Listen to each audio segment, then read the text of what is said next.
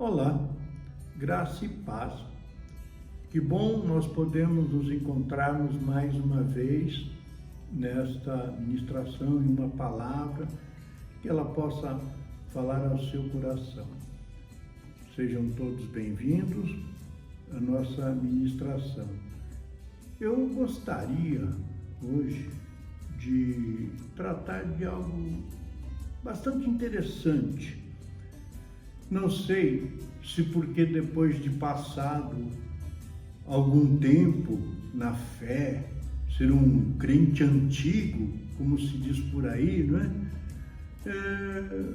Deixamos de notar os milagres de nossa vida e de repente alguém chega para mim, né, e normalmente é alguém já experimentado na fé, e me pergunta: pastor, fala para mim um grande milagre da fé. Grande milagre da fé? Porque a gente tenho vivido algumas bênçãos, mas são, pensando muito a fundo, são até que, de certa forma, comuns. Eu pensei bem, falei, bom, eu vou ler para você Efésios 2, 8 e 9 e tentar demonstrar aqui um grande milagre da fé. Diz o texto: porque pela graça sois salvos por meio da fé. Isto não vem de vós, é dom de Deus. Não vem das obras, para que ninguém se glorie.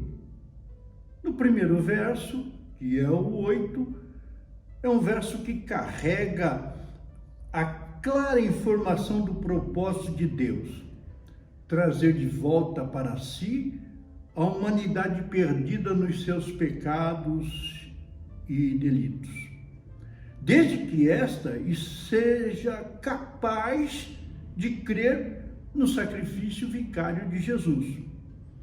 No segundo, não vem das obras para que ninguém se glorie, está informando que não é com sacrifícios físicos pessoais, nem com tarefas excessivas, ou nenhuma outra capacitação humana.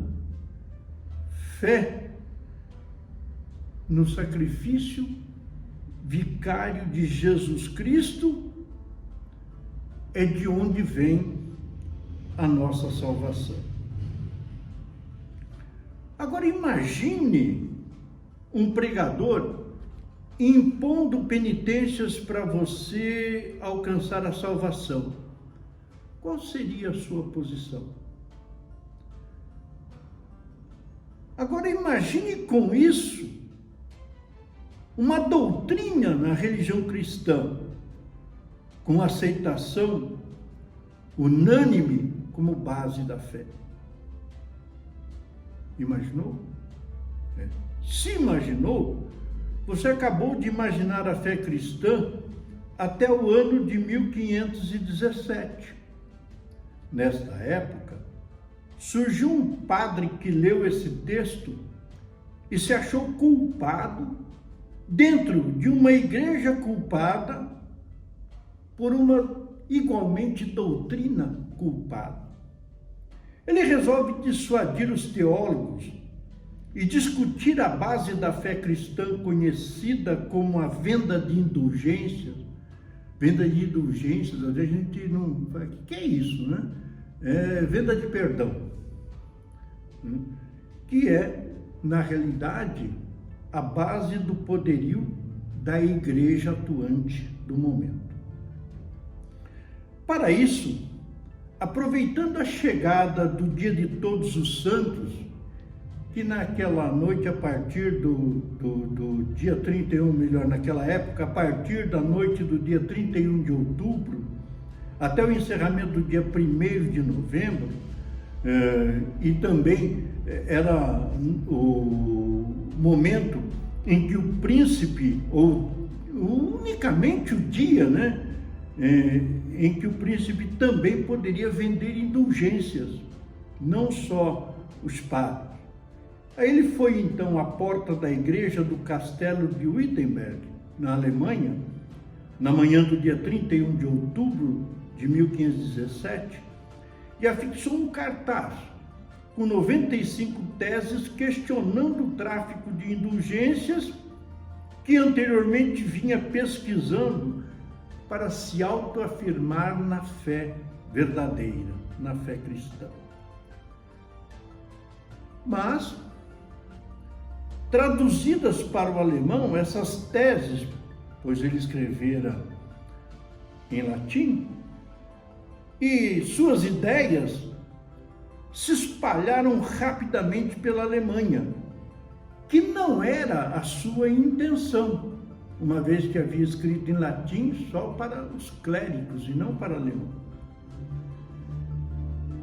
Bem, esse assunto vai acabar chegando ao Papa Leão X, que condena como herege qualquer pessoa que questionar as leis da Igreja e determina a punição de tais hereges, inclusive a deste homem, a deste padre. É aqui que esse crente percebe claramente que o poder político da Igreja é mais importante que a palavra de Deus. Foi julgado e, em vias de ser condenado, fugiu, mas depois continuou seu trabalho de fé. Aos 42 anos de idade, se casa com a jovem Catarina, de 26 anos, com quem vive até a sua morte, uma morte pacífica, em fevereiro de 1546. Hoje, 31/10/2021, fazem 504 anos que Martinho Lutero tomou sua decisão de fé, arriscou sua vida, descobriu que o poder político não valoriza realmente a fé, mas viveu intensamente a salvação por meio da fé que veio de Deus em Cristo Jesus. Ele não fez isso para ser salvo. Ele o fez por amor a Cristo. Ele o fez por prezar a palavra bíblica, por amor ao Evangelho. Jamais imaginou que iniciava um movimento conhecido como a Reforma e que isso romperia com o poderio da Igreja da época. Na realidade, nós vemos aqui o grande milagre da fé. Servindo a fé, adorando ao Senhor Jesus, indo em busca da verdade e querendo que o ensino religioso fosse autêntico e verdadeiro, na busca de servir melhor ao Senhor Jesus Cristo, ele trouxe essa palavra, as suas teses, né, com a esperança de chamar a atenção dos religiosos. Nunca esperava uma mudança radical como essa que nós vemos hoje, né? O surgimento de uma reforma da Igreja, o surgimento de uma adoração mais autêntica a Cristo. E aí então pode-se perguntar também, bom, o que você pensa então sobre a reforma? E aí é que eu informo ou reafirmo o milagre da fé. A reforma existe porque alguém resolveu dizer um corajoso basta ao comportamento equivocado de venda de perdão, quando a salvação vem pela graça por meio da fé. Esta é a grande verdade, e é o grande milagre é que esse comportamento de estudar a palavra, de afixar as 95 teses na porta da igreja, informando uma falha para um único tipo de elemento de adoração, né? Mostrando este erro,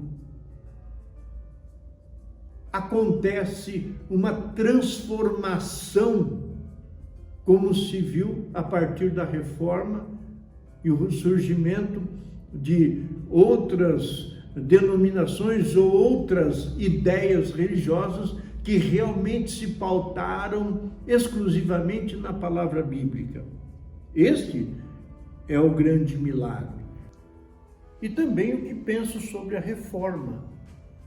Ela existiu porque alguém resolveu dizer um basta, um corajoso basta, ao comportamento equivocado de venda de perdão, quando a salvação vem pela graça por meio da fé. E acabou por constituir a igreja que hoje conhecemos, a igreja que hoje vivemos. Este é o grande milagre da fé. Deus abençoe a todos, em nome de Jesus.